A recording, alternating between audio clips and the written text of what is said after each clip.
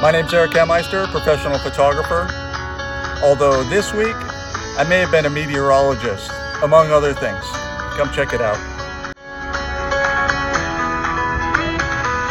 So this week started off a little similar to last week. Waiting around for rain.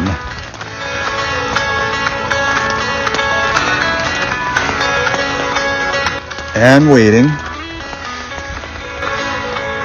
And waiting.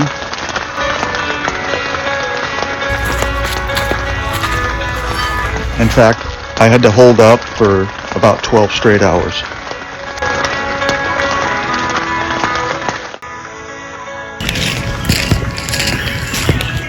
Like I said before, every storm has an end, and this one ended. This was an interesting week for me.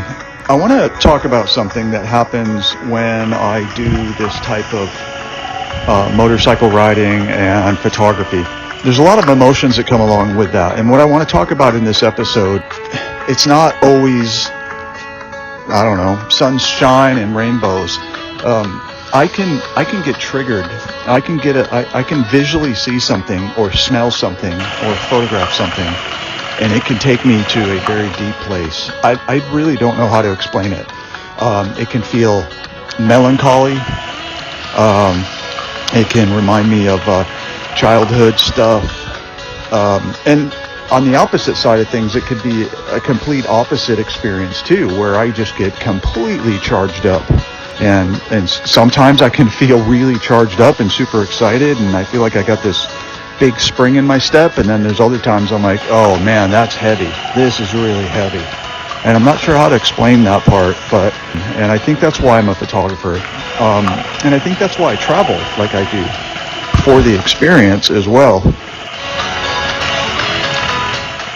So this week I had to make a pivot.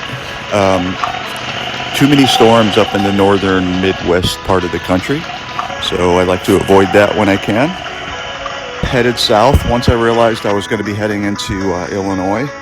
I was very excited about that because I'd always wanted to go to the birthplace of my dad and my grandpa and my grandma on the Hemmeister side.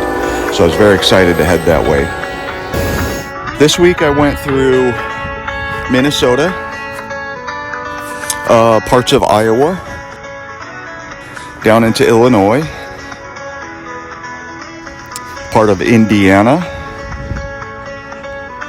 and then now I'm up to the very northern point of Michigan to head into Canada. I think this week fed into some of my emotions. I started heading into an area that was familiar, and what I mean by that is the Midwest, East Coast is very similar to where I grew up. The rolling hills, a lot of greenery, the smells, the buildings. And I think it's what's, like I said earlier, I think it's what made me a photographer to begin with. I think I use this area of photography to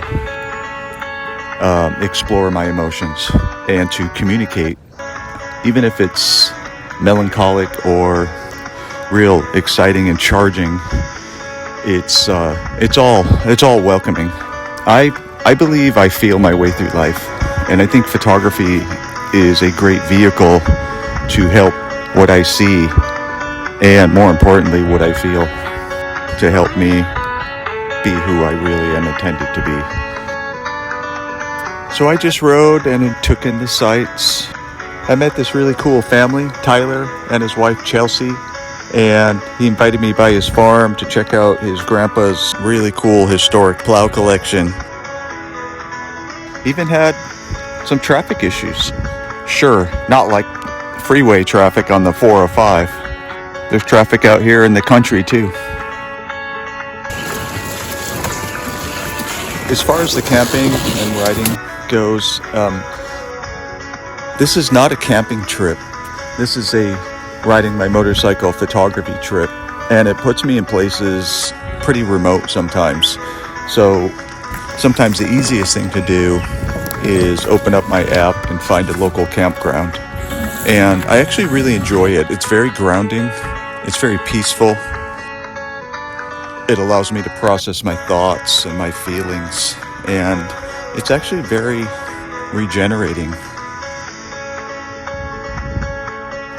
You may think it's a lot of work setting up a tent and cooking and packing, but I've got a system down that's pretty effortless. I can set up and be relaxing within 30 minutes, and I can break down in the same amount of time too.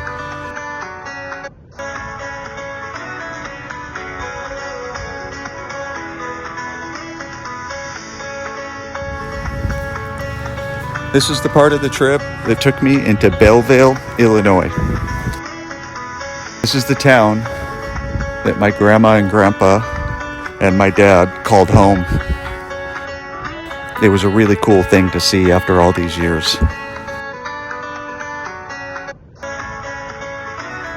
To think that this is where my dad roamed the streets as a youngster was a very big emotional experience for me.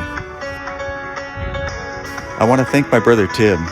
He helped me get the street address and the actual house address.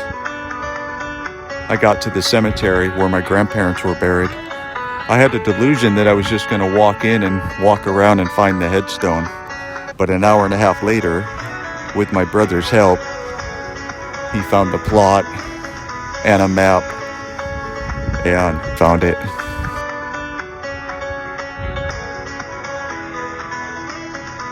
This has been the most emotional part of the trip so far. I had a conversation with my grandma and grandpa and my dad.